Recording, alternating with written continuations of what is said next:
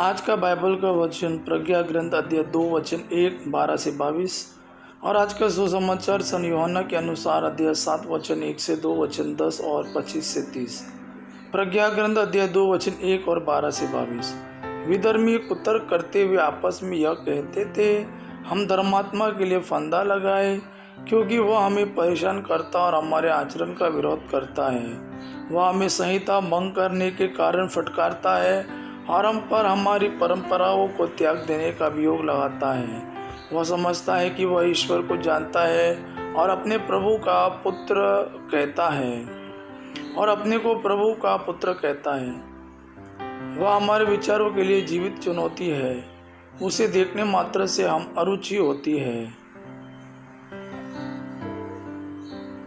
उसे देखने मात्र से हमें अरुचि होती है। उसका आचरण दूसरों जैसा नहीं और उसके मार्ग भिन्न है।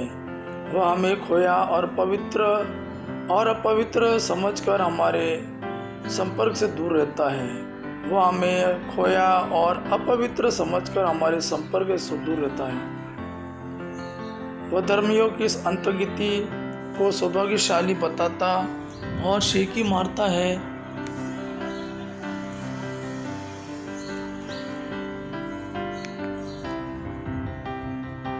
कि ईश्वर उसका पिता है।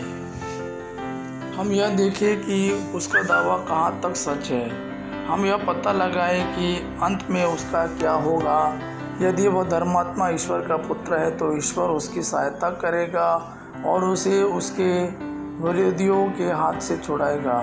हम अपमान और अत्याचार से उसकी परीक्षा लें, जिससे हम उसकी विनम्रता जान जाए और उसका धैर्य परख सकें। हम उसे घिनौनी मृत्यु का दंड दिलाए, क्योंकि उसका दावा है कि वह सुरक्षित ही रहेगा।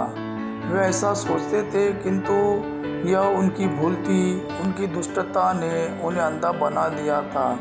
वे ईश्वर के रहस्य नहीं जानते थे। वे न तो धार्मिकता के प्रतिफल में विश्वास करते थे और न धर्मात्माओं के पुरस्कार में। सन यूहन्ना के अनुसार सुसमाचार अध्याय 7 वचन 1 से 2 वचन 10 और 25 से 30। उस समय यीशु गलीलिया में भी घूमते थे। वह यहूदिया में घूमना नहीं चाहते थे, क्योंकि यहूदी उन्हें मार डालने की ताक में रहते थे। यहूदियों का शिविर पर्व निकट था।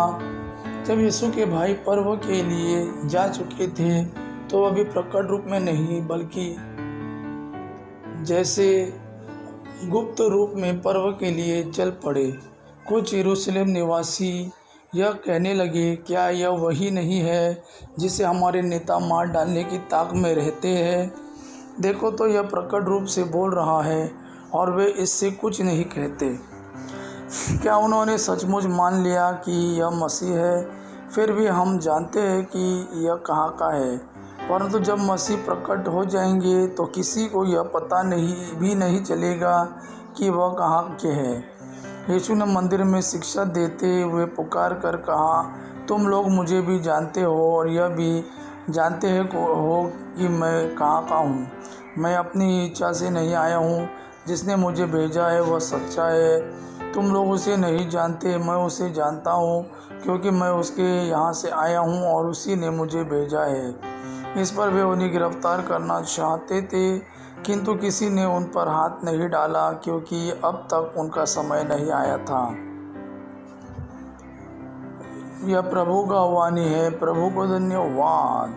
आबा पिता की महिमा और पुत्र यीशु का प्रेम आप पर सदा सर्वदा बना रहे। आमीन।